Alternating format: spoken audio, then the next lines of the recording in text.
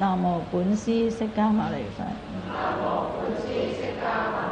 南無本師釋迦牟尼佛。一清楚。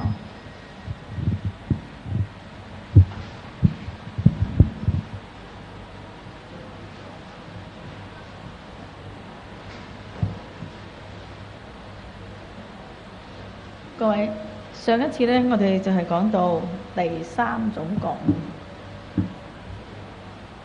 其實喺《八大洋覺經》裏頭呢，就舉出8種，有8項呢，作為一個發心學佛、修行菩薩道嘅菩薩呢，修行人所應當要覺悟嘅8個項目。雖然講係菩薩行人所應該覺悟啊，其實菩薩喺邊度去度眾生呢？喺邊度修行呢？就係喺我哋呢個世間，就喺我哋呢個世間去修行。所以如果我哋想覺悟，想喺呢個迷惑嘅世間醒覺起嚟呢，其實都可以透過呢8種嘅覺悟呢，就係《八大洋覺經》所舉列嘅8項嘅覺悟呢，去嘗試咧，去認識呢個世間，從而咧覺悟起嚟嘅。覺悟咧係咩咧？醒覺啦。覺悟咧係對迷惑嚟到講，覺係咩啊？就係能夠咧，即係好似覺悟咧，就好似睡夢之中醒覺一樣。就喺夢境裏邊咧，發緊夢嘅時候，可能好迷茫，可能咧好蒙查。醒覺之後呢，知道原來呢啲環境雖然係好或者唔好呢，都係一個夢境。咁喺現實當中，我哋點樣去認識呢？其實就可以喺透過呢個《八大洋覺經》嘅8項覺悟啊，睇下自己喺生活當中能夠醒覺幾多。通常講呢，人生如夢。點解人生如夢呢？夢係乜嘢呢？夢大家都知道係虛幻嘅，只係一種幻象，係咪啊？但係喺發夢喺發夢嗰一刻呢，你唔覺得係幻象嘅噃？你覺得很真實嘅。咩時候你知道佢係幻象呢？醒咗嘅時候，你先覺得係幻象。相信大家都有發夢嘅經驗，有冇啊？所以發夢嗰一刻，喜怒哀樂都好啦，係好真嘅。偶然有時我哋發夢呢，都覺得呢，好似感覺得意識上，我發緊夢啫。但係模糊又過咗去噶咯喎，一樣喺夢境裏邊去追啊！你發夢呢，發到呢係一個好嘅境又好，即係個美夢。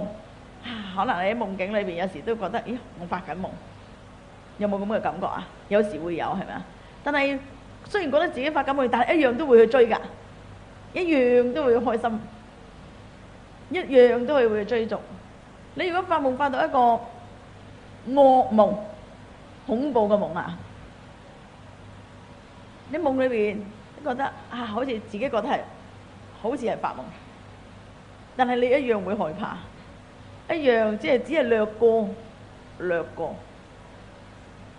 覺得自己係夢境，喺夢之中，我發緊夢喎，但係你一樣會驚，跟住驚嘅時候咧就唔知夢唔夢啦，就好似係真境一樣。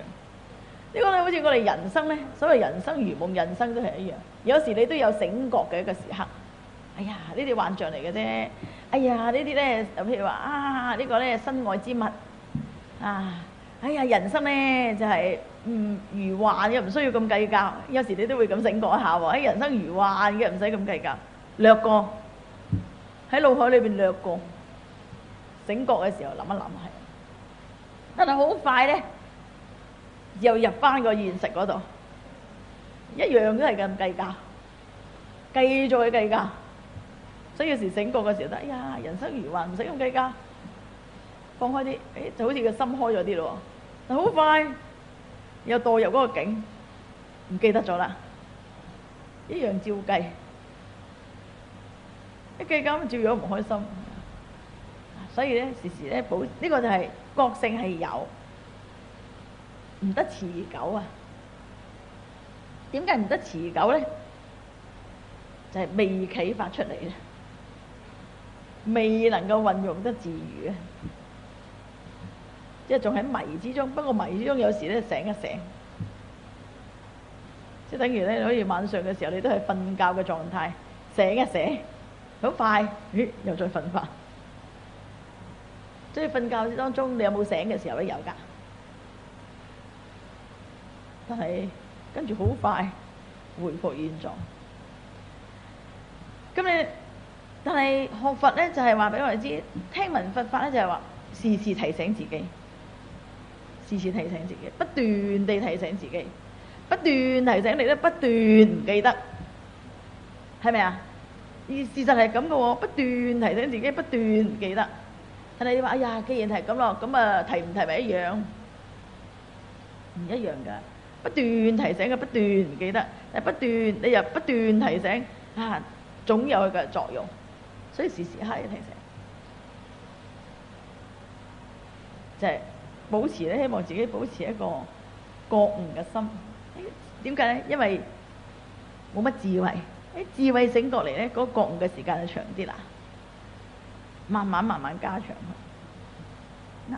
我哋對上講過，第一種覺悟咧就係覺悟宇宙世間嘅一個現象，從呢個世間無常、國土危脆當中咧，你覺悟到自己嘅生命亦都無常，宇宙世間嘅無常，認識呢個世間。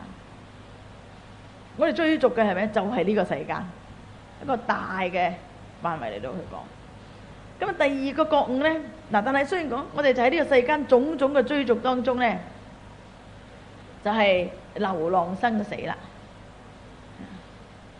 所以我哋嘅心咧就去追逐，所謂心是惡緣，形為罪首啊！認識我哋呢個身體，我哋嘅心內心世界。一味咧，點解係惡嘅根源咧？做惡啊嘛，渲染咗貪心、嗔怒、愚痴，追逐世間啦，因此咧做惡。成一個惡嘅根源，但係我哋記得講第一覺悟嘅時候，心係惡嘅根源，亦都係善嘅根源。所以佛經講萬法唯心，你唔好話哎唷心係惡嘅根源，既然惡咯，一無是處係咪咧？其實亦都係善嘅根源，善惡係唯心。你明白佢係惡嘅根源咧，唔緊要，你知道惡，唔好俾佢惡，慢慢扭轉佢。咁我哋咁樣慢慢去觀察咧，睇住自己嘅心。一起惡念嘅時候咧，提一提醒佢，要轉化自己嘅念頭。一有煩惱起嘅時候咧，轉化自己嘅念頭，向於善，向於清淨啊！轉惡向善，轉煩惱咧成為一個菩提啦。呢個就係一個修行。呢個就係一個修行，慢慢咧就可以漸離生死，漸漸咧離於生死輪迴之道啦。唔再做惡業，唔再流轉啊嘛。唔單止唔做惡業，有漏嘅善都唔做啦，無漏嘅善，漸離生死。所以第一覺悟咧，就攞一個大嘅前提出嚟講。然後第三、第四、第五嗰啲咧，就係講得細緻一啲啦。例如，第二係咩咧？第二咧就要覺悟知道啦，多欲為苦，係咪啊？生死疲勞由貪欲起，多欲係苦嘅。多欲係咩咧？喺世間上，對於財色名食睡咧追逐不捨，就係為咗咩？滿足自己嘅種種嘅慾望追求，所以人生咧不斷地追求。不斷嘅追求，所以財色名食睡，財咧就俾咗物質，追求物質；名，所以名利啦；食啦，所以財色名食睡，呢個追求不斷。所以佛經裏邊亦都講咧，財色名食睡咧，地獄五條根，地獄嘅五個根源。即係好多罪惡咧，就由呢度生起噶啦。小惡小過小失由呢度生起，大奸大惡亦都係由呢度生起。點解？嗱，財色名食睡，我哋啲世間嘅人，只要你活在這個世間，你離唔開佢噶噃。財代表咗金錢物質啊，錢財代表咗一切嘅物質，因為任何嘅物質咧都透過個金錢嘅購買，所以擁有啊嘛。你話你由出世到而家，不論你幾多歲，喺你經驗裏邊，你嘅人生嘅知識裏邊，係咪所見得最多嘅就係同錢有關嘅嘢？係咪啊？可能喺細個嘅時候，你聽到爸爸媽媽或者阿爺同阿嫲嗌交，又係因為錢；爸爸媽媽嗌交又係因為錢，因為錢嘅喎，就已經就同咧好細個嘅時候就已經諗住咧，咦揾錢呢個法，所以呢個錢係代表咗個物質不斷嘅追求，所以人咧。喺物質上追求，事實上人呢，我哋世間嘅眾生呢，你嘅生活離唔開物質，衣食住行都係個物質，係咪啊？離唔開。咁所以財色名食睡呢，呢個其實喺我哋世間嘅人嘅生活嚟講呢，你離唔開。不過我哋點樣呢？唔好俾佢困住啊！唔好成為咧財色名食睡五欲嘅一個奴隸，俾佢困住。呢個就要需要一個智慧啦。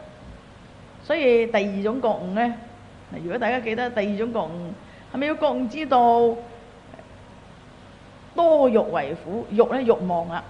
其實每一樣嘢咧，如果我哋追求，你不斷都有得追嘅，不斷都有得追。所以咧，多欲為苦，個欲望嚟就以一個物質嚟講。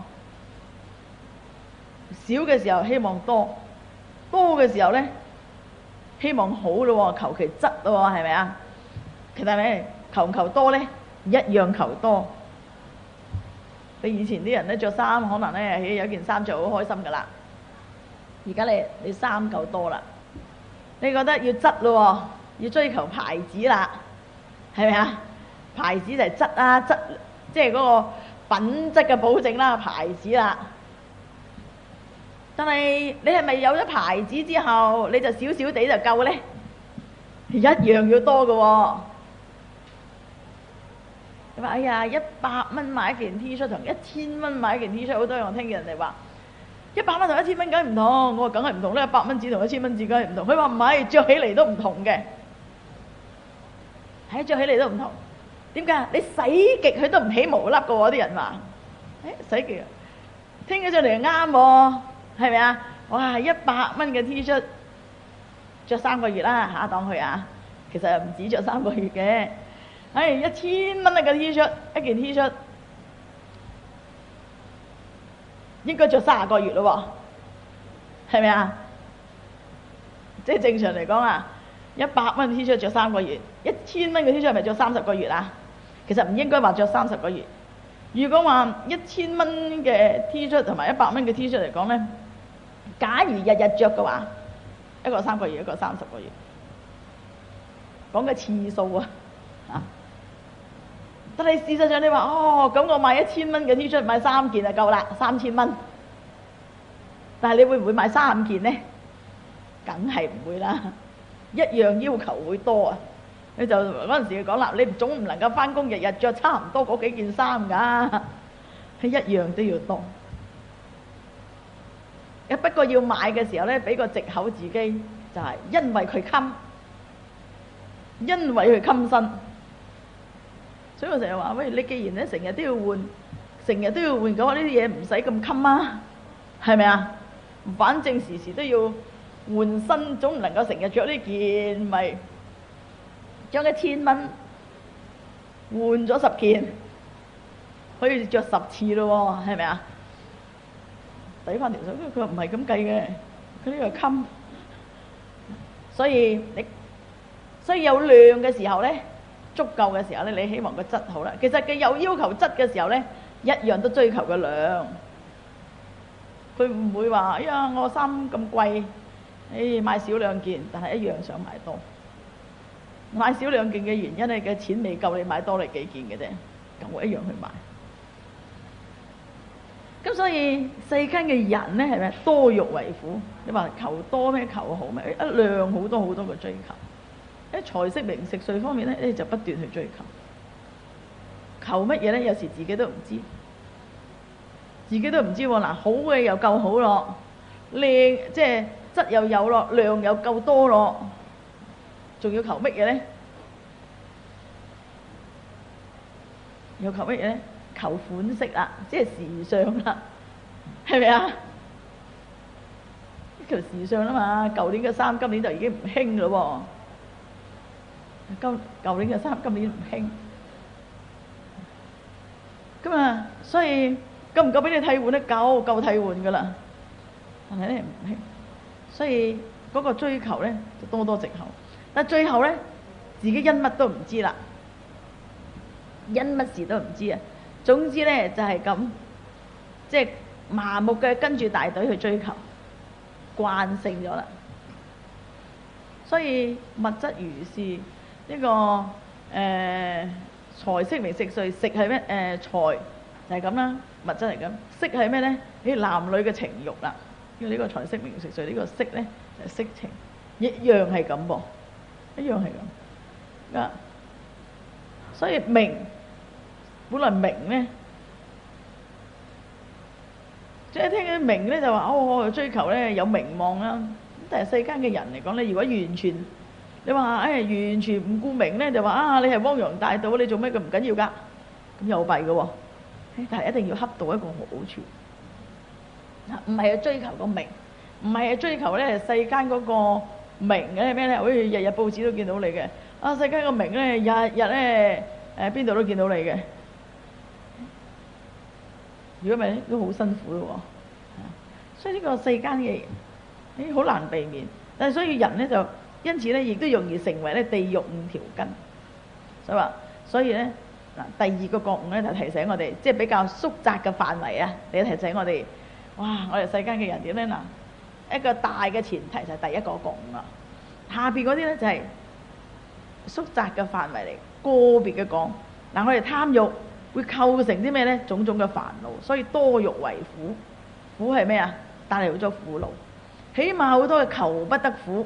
你想得到呢樣嘢唔滿我意喎，係咪一種苦惱啊？一種煩惱。想得到嘅得唔到，或者得到嘅得得唔夠多，又係苦。所以多欲為苦。咁因此咧，即係生死疲勞啊！喺生死之中咧，喺生活上咧，追追逐逐咧，營營役役咧，就因為咧個貪欲而起。所以菩薩應該點咧？喂，你講我哋學佛嘅人應該點咧？少欲無為，身心自在啊！少欲無為，無為咧就唔係話叫你乜都唔使去做。個無為咧，睇你清心寡欲。少欲咧，即係話喺財色名食睡嚟講，頭先我話人唔能夠你唔食飯咩？衣食住行你都要有，但係咧要恰到好處，少欲，唔係要求多，唔係一味去追求。如果唔係，因為咧我哋好多人咧都會知道，其實我哋喺世間上嚟講咧，物質咧係俾我哋用嘅，係咪啊？係俾我哋用。但係咧，我哋成日咧為咗去追求咧，而搞到自己陀陀令咧，係咪好唔值得啊？所以調轉頭咧，就變咗咧物質嘅一個奴隸咯喎，五欲嘅奴隸俾佢扯住行咯喎，成日叫你嚟啊追我啦！嗱，我企喺度你就追我啦，跟住有另外一樣嘢嚟追我嚟，一日都去追啦。所以你運用佢、應用佢，其實冇乜過失，的確冇乜過失。但係因為佢追逐咧，而令到自己身心疲勞，呢個咧其實係一件好可惜嘅事啦。所以菩薩應該明白呢個道理之後，佢係少欲無為，無為係咩？唔會因此而做惡，唔會因此咧而成為一個財色名食睡五欲嘅一個奴隸，唔會被佢困擾住，無為。所以無為咧，唔係話冇作為，乜都唔去做啦，而係應該要用嘅時候就用。嗱，我哋嘅時候咧，生活咧唔得自在嘅喎，要用嘅時候又覺得唔夠，有時要用嘅時候又唔捨得用，係咪啊？好多人哎呀追求，哇買個鑽石好靚啊！咦，真嘅鑽石中唔中意啊？中意，但係收埋喺房大嘅啫喎，係咪啊？收埋喺房大，咁點解帶出嚟係驚嘛？驚招搖得滯啦嘛。咁但係事實上又想招搖喎，所以買一個真嘅，我話應該咧就順便咧就買埋一個假嘅，係咪啊？真嘅就係真正嘅價值啊嘛。唉，3-5萬蚊，3萬蚊買一個，咁啊買多一個咧300蚊。所以咧，如果啲鋪頭咧識做生意咧，真鑽石、仿製鑽石同時賣，一買兩個。呢個就留翻喺床嗰度，喺房間嗰度得下，或者咧喺保險箱嗰度入去，耐不耐入去裏邊戴下，戴完就除咗，跟住又戴翻個假嘅行出嚟，咁我安心咯喎。一來有得養下，二來又安全。嗱，所以人嘅心好矛盾嘅喎。我買個鑽石好中意啦，珍藏啦。如果老人家嚟講，我要做又可以留翻俾自己嘅仔孫啦，係咪啊？好啊，啱。而家自己戴，第二日咧留俾個新抱，留俾個孫，啱。諗落冇蝕底喎。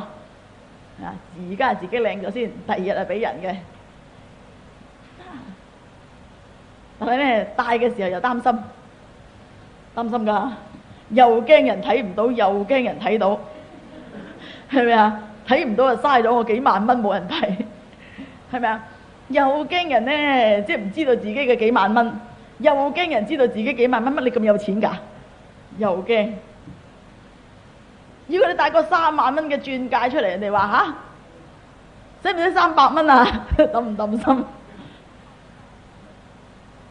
係啊，咁所以咧，人嘅生活嗱，呢個咧辛唔辛苦？少欲無為咧就冇呢一樣嘢啦。點解咧？有得帶又係咁，冇得帶又係咁。有得帶咪帶下咯，係咪啊？你唔賺，你話我嘅幾多錢都好，你當我30蚊又好，300蚊又好，有得帶就得啦。或者冇得帶亦都冇所謂。少欲無為，又唔捨得帶。咁呢個有冇咁多作為啊？嗱，我哋嘅心如果咧係一個貪靚，又貪珍藏咧，好多作為嘅喎。帶好唔帶好？咩時候乜嘢場面帶呢個貴啲嘅？乜嘢場面帶呢個平啲嘅？哇！即係首飾一大堆，但係咧帶咧就冇幾個嘅。越貴嘅首飾咧，要大場面。人生有幾多個大場面啊？係咪啊？覺得唔同。所以係咪生死疲勞啊？即係就好疲勞，淨係有錢又疲勞，冇錢又疲勞。有錢就係唔知揀邊個好，冇錢就有冇得借咧？係咪啊？親戚朋友借件嚟戴下，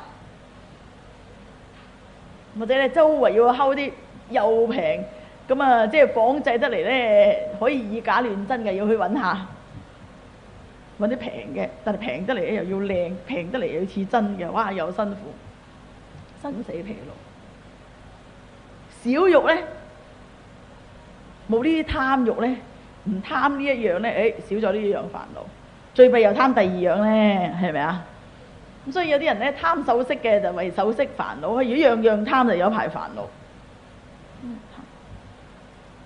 少欲無為咧，無為就係唔係話乜都唔做，但係咧就唔會因為咧唔會俾呢啲嘢牽住走啦，唔會令到你咁唔安樂啦，唔會令到你咁多餘嘅造作啦。係咪多餘嘅造作啊？喺房裏邊戴下除下，即係有時喺房都唔敢戴啊！點解？可能驚你自己嘅先生，你睇到你咁多私己，哇乜咁大，要匿埋喺廁所戴。帶完之後先收埋，即係唔好俾人哇知道咁多，第日唔賣俾你噶啦嘛。俾佢知道冇，唔好咧，第日咧生日啊，乜乜紀念啊，買件嚟啦。所以辛唔辛苦啊？嗱，造作多多咯喎。所以咩叫無為咧？無為就冇咁多造作，冇咁多煩惱，因煩惱而做出嚟嘅多餘造作啦，就會咧實事求是啦，少欲啦嘛，即係唔會話追逐咧呢個多餘。因此咧，簡單講，你就唔會做一啲咧，就唔會話做咗咧呢個物欲嘅一個奴隸。所以身心自在啦，有咁安樂，冇有咁安樂，冇就清爽啲，有咪帶下咯，係咪啊？唔見咗，哎呀，唔見咗就算啦，係咪啊？身心自在，所以少欲無為咧，就冇咁多多餘嘅動作咯嚇。冇咁多多餘嘅行為，又冇咁多多餘嘅身口意啊。唔單止身體嘅行為，口嘅行為都少咗，唔使咁多啊。所以身心自在好多。所以呢個咧係講多欲，因為欲念，因為自己嘅追求貪欲而引致嘅煩惱。因此我哋喺呢一方面減少咗佢，令到自己咧嗱點樣可以自在啲。其實呢一段就係教我哋，假如你係一個菩薩，係想我要行菩薩道修行嘅，當然就深入去令到自己少欲無為。你話我唔係喎，未講修行住，我未就到做菩薩，我只係普通人啫。普通人你都想安樂㗎，係咪啊？普通人你都想自在啲㗎。你係普通人啊，你話我未曾咁高境界，未曾講到我要做菩薩，咁你唔做菩薩啦，你做一個普通人。先唔講學唔學佛啦，你想唔想身心安樂啊？想唔想身心自在咧？你話我唔想自在，我同自在有仇，咁我冇得講咯喎，係咪啊？我中意勞勞役役，我中意擔驚受怕，我又中意揾啲嘢嚟搞下，係啊，咁冇得講啦。如果你話我都想安樂啲，做人就話你揾咁多錢做咩啫？就係要安樂，但事實上錢多咗又唔得安樂喎，係咪啊？係咪要願意相違啊？冇錢嘅時候揾多啲錢，就係有啖安樂飯食，有個安樂窩。唉，點知有咗錢之後仲原來咧仲咁多嘢嘅。咁我哋點樣令自己安樂啲呢？要咗錢之後，你點樣令自己安樂啲？就點樣令自己呢？換句話講，就不要做五欲財色名食睡嘅奴隸啦。唔好做佢個奴隸，咁你就安樂啲啦。就可以少欲無為，身心自在。面對咁多物欲縱橫當中咧，點樣令自己咧唔好俾財色名食睡牽住嘅鼻走？即係點樣去把持自己？點樣令到自己安樂啲？不要做呢個財色名食睡五欲嘅奴隸。唔單止唔做金錢嘅奴隸。任何嘅奴隸都唔去做，咁呢個呢，就係呢一段啊，第二種覺悟。你話修行有修行嘅深度，你話我未到，我只係初步啊，初哥學佛啫。幼稚園都有幼稚園嘅一個體會啊，一個受用啊。你話我要深入啲嘅，我就唔好講啦。咁我就係點樣去實踐少欲無為，但係。你喺幼稚園，你話我學佛，我啱啱學佛㗎咋，只係想做人安樂啲。點樣可以受用？呢個受用呢，就係真正呢。如果我哋有呢個喺世間上有種種嘅物質當中，我哋點樣去受用佢，又唔俾佢牽制住？其實呢個好重要。呢一段呢，就係教我哋呢樣啦。所以少欲無為嗰種，應該呢要睇明白呢樣。唔好咧俾佢牽住走。有嘅固然有，但係我都就點樣去用啊？唔好俾佢牽住走。咁第三段呢，第三種覺悟呢，就覺悟乜嘢啊？第三種我哋要覺悟知道心無厭足其實接住上邊嗰個覺悟，心無厭足，為得多求，增長罪惡。嗱，你小心啊！嗰前邊一段咧就話你俾財色名食睡掹住走，牽住你嘅鼻走。最嚴重啲咧，世間嘅人咧，心無厭足啊，永冇滿足之日嘅，永冇滿足㗎。只有一味貪多，一味有用冇用好啦，一味拿住先。所以咁樣咧，最後嘅結果咧就會產生啦，增長罪惡啦。起碼嗰個貪嘅心起咗起嚟啦，增長罪惡。嗰個惡業咧，隨之咧慢慢唔覺意之中咧就生起啦。為得多求啊嘛。所以作為一個菩薩咧，我應該係點咧？菩薩就唔係咁嘅，所以菩薩不以常念知足，安貧守道，為事業。所以呢個凡夫係咩？凡夫嘅心係點咧？為得多求，心無厭足嘛，一味求多，得到先算啦。得到，所以係人都知道，你幾多財富都好啦，你都係住咁多，你都係食咁多，係咪啊？但係你一味都要多。你有1億同你有1000萬嘅生活有冇唔同啊？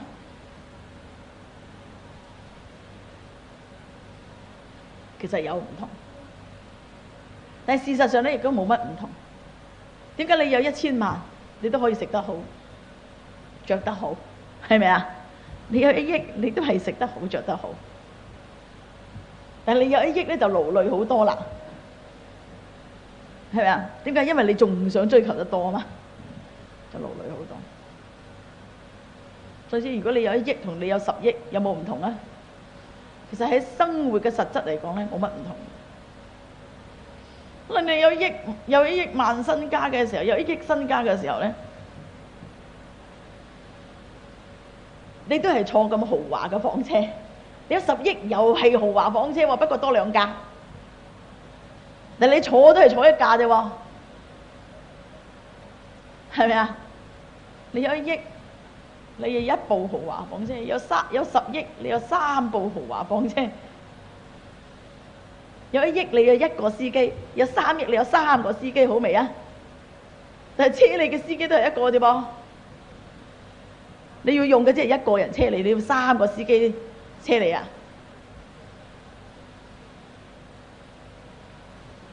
可能10億身家嘅時候咧，前邊要真係多1個人，多個保鏢，係咪啊？但係咧，生活仲有咗牽制，咁所以你有3架豪華車，1架你都係坐1架，都係坐1架嘅。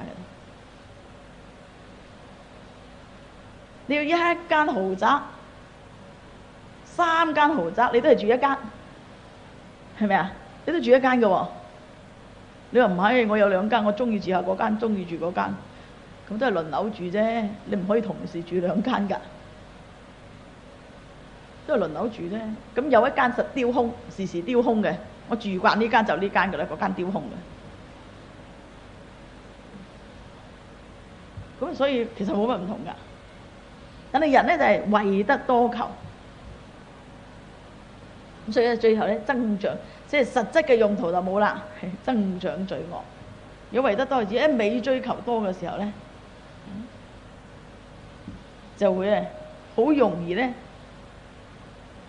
就增長自己嘅貪念，甚至咧如果話貪到過火位嘅時候咧，就好容易咧做惡啦，傷及他人。咁財雄勢大好容易傷及他人嘅喎，係啊，收購咗你嗰樣啊，即係或者咧鬥平鬥賤，等你冇得做，最後就嚟晒我呢度啦。所以有時會增長罪惡。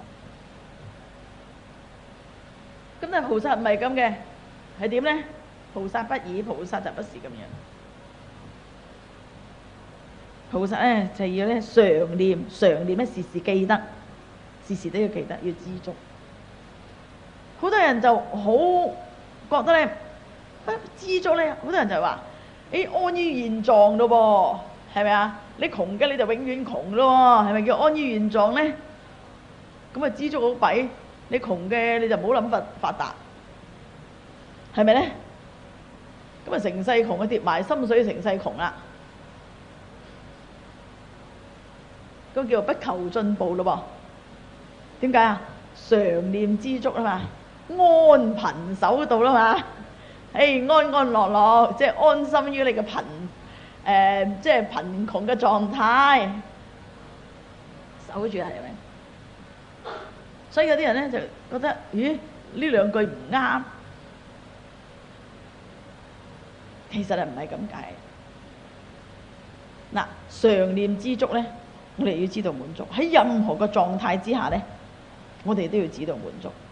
你很窮又好，你要安於現狀，的確要安於現狀，你先可以發揮出嚟啊！如果人唔安於現狀咧，佢就覺得我可以好好㗎，你哋唔俾機會我，就會有一種嘅憤世嫉俗嘅心啊！嗰個心理咧就唔得平衡啦。我叻過你哋㗎嘛，或者我同你差唔多㗎嘛，點解你咁好嘅？係咪啊？佢不安於現狀，就會有咁嘅情形。就算你話我好叻，但係我應該我嘅際遇啊，唔應該差過你㗎噃。點解咧？讀書差唔多，甚至叻過你。但係點解咧？做嘢嗰個際遇就冇咁好咧？嗱，就係有一種憤世嫉俗嘅心。一有一種憤嫉嘅心咧，就好容易諗歪咗啦。最要講咧，就好容易轉牛角尖啦，覺得咧社會冇俾機會佢。識得佢嘅人冇俾機會佢，將自己啊嗰種嘅認為自己不得志，將自己個不得志嘅緣由咧，嗰個理由係推去俾人哋啦。或者覺得點解我環境冇人咁好咧？際遇冇人咁好咧？因為我讀得書少，但我唔甘願喎，好唔甘心喎。因為你讀得書多，所以你個環境咁好。因為我讀得書少，所以嗰個心又好不平衡啦。點解唔平衡咧？咁你自己讀得書少就讀得書少，就覺得讀得書少唔係罪啊！我聰明噶喎，係咪啊？我聰明噶喎，但係就係因為我讀書少咗幾年啦，就係我冇機會讀書。所以咧，我嘅一生就綁死咗係咁啦，係咪啊？憤世嫉俗咯喎！一有咁嘅念頭嘅人咧，嗰個心理狀態一係咁樣咧，一個憤嫉嘅思想咧，即係憤世嫉俗嗰種思想咧，就算佢有任何嘅才幹，就算佢幾聰明，讀得書多或者書少都，不論係咩人，佢咧只會咧。佢唔會回饋社會啊！佢唔會為社會作出貢獻。點解佢覺得社會欠咗佢嘅？係咪啊？社會欠咗我嘅，甚至父母親戚都欠咗我嘅。點解你俾我讀得書少嘛？點解偏偏咧咁多地方唔去投胎，偏偏投到你咁嘅窮人？係咪啊？覺得我哋讀得書少，本來唔係個過失嚟嘅喎，唔關我事嘅喎，係咪啊？你覺得咧？所以呢啲人咧，佢嘅轉咗牛角尖咧，佢唔會回報社會，佢就有怨恨，甚至咧佢發咗達啦，佢都覺得我好辛苦揾嚟嘅，邊個俾機會我啊？所以佢亦都，如果你嘅轉咗呢個牛角尖咧，佢咧，不論佢嘅環境好或者唔好咧。佢都唔會感恩，佢只會有一個怨恨。一個怨恨嘅世界咧，佢會唔會對人好啊？會唔會回報呢個社會啊？唔會，係咪啊？所以呢個就係因為佢唔安於現狀啊，唔安於咩啫？譬如話我讀得書少嘅，我個就揾錢少啲啦，唉，工作辛苦啲啦，佢唔安於現狀，佢埋怨啦，覺得我聰明㗎，佢讀得書多，但係覺得咧同人爭啲嘅，點解你升職升得咁快？點解我升極都喺嗰度原地嘅？佢唔檢討自己，佢覺得咧你好彩，你擦鞋，係咪啊？佢就唔檢討自己喎，佢亦都唔知道，亦都唔會認同佛教所講嘅嗰個過去生中嘅因果。呢啲唔係，佢只係知道而家。你好彩，你擦鞋，所以咧佢可能咧就不顧手段向上爬，爬到啦，佢亦都唔會有感恩嘅心。冇感恩嘅心咧，反而咧有一種憤嫉嘅心咧，一個憤怒、嫉妒嘅心出現咧，呢個好弊啦。自己嚟講嗰個世界，永遠生存喺一個憤嫉嘅世界裏邊，開唔開心咧？唔開心。對人有冇貢獻咧？冇貢獻。咁有時咧會形成一種衝擊，所以呢個係不安於現狀。而家講咧安貧守道，主要係教我哋咧安於現狀。安於現狀咧唔等於叫你唔努力，就安於現狀當中去努力咯。譬如你3年班嘅，係咪啊？咁你安於現狀，你唔好諗住，哎呀6年班嗰啲哥哥就好啦，成日作威作福嚟指我哋，係咪？以前我哋讀書都係嘅喎。如果你低年班咧，成日俾高年班點一條氣，我好唔順嘅喎嚇。第二日咧，我高年班嘅時候，我就可以指翻人哋啦，係咪啊？維持秩序都係高年班噶嘛，但係你係3年班嘅時候，你係就住3年班去努力，你一定要安於現狀。如果你成日覺得喂，我3年班點解成日俾你6年班嘅人點啊？我係3年班啊嘛，係咪啊？咁啊，你做乜嘢風紀糾察都冇我份噶啦嘛，係咪啊？做咩維持秩序都冇我份噶啦嘛，做乜嘢領袖生都冇我份噶啦嘛？點解細個得滯？你就要安於自己當時嗰個現狀啊！讀好我3年班嘅書。3年班係做乜嘢嘅呢？有啲乜嘢要學嘅呢？先生要叫你有啲咩活動係適合3年班，我就係做呢個3年班，安於現狀啊嘛。如果你成日覺得哇，嗰個高年班嘅好巴閉咩？讀多我幾年啊，成日子生晒，我想行呢度又唔行得，行嗰度，即係好似覺得呢，佢有發號施令嘅權力喎，我哋冇嘅喎。就係低年班就要頭得俾人指喎。咁但係我哋安於現狀，我係3年班，我做好我3年班嘅嘢，我唔好掛住去管人。安於現狀，你就安於現狀就讀好你3年班嘅書啦嘛。當你去到6年班嘅時候呢，你就讀好你6年班嘅書，就做好你6年班嘅工作，譬如話要協助維持秩序啊，或者乜乜啊，你就要做好呢樣嘢啦嘛。呢個叫做安貧守道，呢個叫做呢。就係要安於現狀啦，常念知足。知足係咩呢？知道滿足。所以唔等於咧不知進取嘅喎。你唔好諗住知足就不知進取，就係我喺我嘅範圍之中，我知道去努力，可以合乎身份嘅去努力，合乎我現狀嘅去努力，積極去努力。因為我讀書唔多，或者我讀書多，但係際遇比人好，咁我就喺我呢個喺我當下嘅環境之中積極去努力，睇下點樣去改善，而唔係嬲人哋，唔係不滿你都唔會改善㗎啦，只有增加心裏頭嘅一個苦惱。點解次次升職都冇我份嘅呢？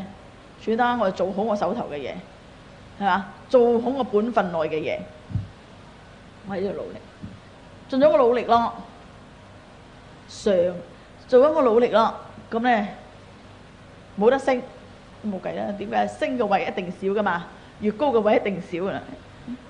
安貧守道，做好我本分，冇得升都好啦，我都做好我本分，守住我原來嘅責任，原來嘅工作我做好佢，唔好話橫掂我都冇得升啦，係咪都係咁噶啦？使乜做咁好啊？咁升咗佢咯，我做多啲咯。唔安貧唔守道，點解啊？條氣唔順啊！安貧安於我當時嘅現狀，冇得升，但係唔緊要，我都做好我守道，都做好我原來嘅工作，做好我原來應該有嘅責任。所以要常念知足啲咧，我有一份工已經好啊，即係有一個機會俾我發揮嘅好啦，我就趁住就盡量喺我呢份工作之中發揮我嘅力量，喺我可能嘅範圍之中，知足係咩？即係要面對啊種種嗱喺世間嘅人呢，佢唔能夠知足呢，就係喺財色名食睡之中唔能夠知足，覺得哎呀我薪水少過人，哎呀權力啊少過人，但係喺呢個金錢物質名利當中知足，算啦，我冇得。